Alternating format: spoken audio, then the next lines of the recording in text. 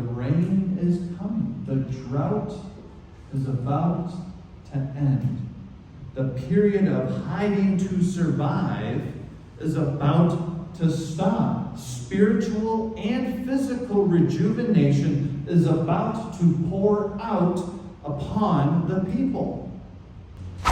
Now, 3 years have passed since Elijah first proclaimed the Lord's provision, and yes, we were specific about that term, the provision of a drought to the children of Israel. 3 years is kind of a long time. It sounds like a small number, but lots can happen in that time span. For example, a child could have been born and raised and only ever known drought. Our Maisie, well, she's approaching 4, but she's 3. I mean, by all means, her only memory, if a drought was happening right now, would be the world is a drought. That's the way it is. Even a 5-year-old would now be 8 and have spent a third of their life, again, only knowing drought. 3 years can be quite a while. For us adults, consider maybe how many jobs, right, might have changed in those 2 years. How many hours of work that actually is. Anyone who's approaching retirement or been retired, when you're 3 years out from retirement, those last 3 years can actually be quite a while. So I hear. A lot can happen. It's kind of a long time. So 3 years have passed. And we read that the children of Israel have certainly been humbled. They have been humbled under the provision of drought. From a faith and spiritual perspective, they have had time for their hearts and souls to be prepped for a rejuvenation of faith. The ground, that is their hearts, are ready for a spiritual outpouring. And so now God is concluding this confrontation that we actually talked about over these last 2 weeks. This confrontation between himself and this false god Baal that Jezebel has brought in, and now the whole nation has put their hope in. But it's a false hope in a false god. So this confrontation is about to wrap up now. And to do this, God brings about this moment with Obadiah and Elijah. This moment is more than just a connecting point for Elijah to be able to speak to King Ahab. We are very specifically meant to look upon Obadiah here in this moment, because Obadiah represents something important. Something so many of us, let alone those in Israel at this time, would be kind of familiar with. Obadiah represents the faithful. The faithful who have been called to remain in positions of public community authority during spiritually hostile times. Obadiah here is the community leader who is trying to be faithful in a now very secular community. Our passage even highlights how Obadiah has protected others during this time of hostility. He's been busy, but quietly, in the shadows, if you will. Obadiah is a public figure in the community who's trying to remain quietly faithful and take care of others while doing so. I think there were most likely a couple others like Obadiah in Israel at this time. People all being quietly faithful. Again, during this time of hostility and persecution. I think quite a few of us today can maybe relate to Obadiah in that way. Now, the people of God, right, they need these faith warriors. They are strong. They keep the faith community together. During a season of hostility, we need people like Obadiah to do this good work quietly, in the shadows, if you will. But what happens when it is time to go from quiet and persevering, from quiet and caring for a network of people who deeply depend upon you? What happens when the Lord said it's time to go public with your faithful obedience and therefore become at risk? Well, kind of like Obadiah, the question is asked, are you sure about that, Lord? Are you sure? I would argue that Obadiah does not hesitate regarding the Lord's calling upon him because Obadiah is ultimately scared for his own life. I know Obadiah exclaims, Ahab's going to kill me. I will be killed, but I believe there is more to it than that. As we've highlighted already, and as our text highlights twice in word-for-word succession, Obadiah is quietly caring for and protecting a network of faithful children of God. If Obadiah is killed, if he puts himself out there publicly, puts himself out there and becomes at risk, the network of care and protection will be killed as well. I believe this is what Obadiah is worried about. Lord, if I'm taken out, look what else is going to be taken out in this community. And I think that sentiment kind of makes sense, right?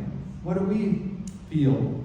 Dads in the room, grandpas, guardians, caretakers, and of course moms, right?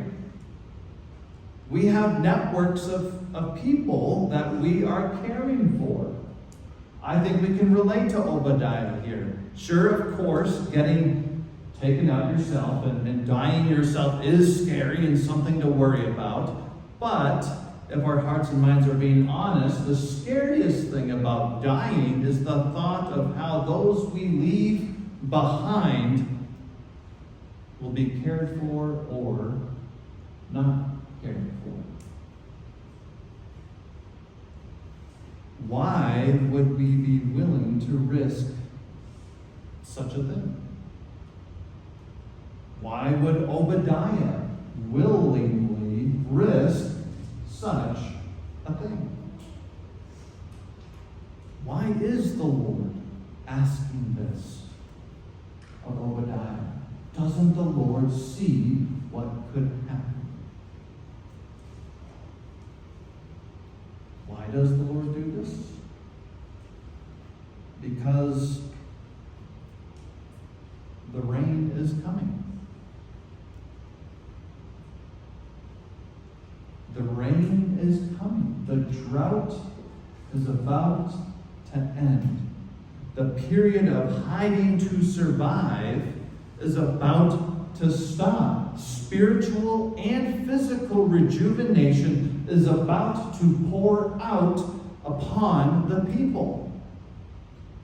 The Lord is about to provide healing and rejuvenation to the peoples of God. And this healing and rejuvenation, a healing and rejuvenation that is greater than anything Obadiah can provide in the shadows of a cave. Well, this is all done in the open, in public, under the sky, so that the community and world may know who the true Lord of all things is. You see, what's been keeping Obadiah safe all of this time has not been his faithful actions alone. Obadiah and his network, right? They aren't safe right now because they were extra sneaky and good at playing hide and seek in the caves. Obadiah has been safe. This network has been safe in these hostile times because of the Lord's blessing.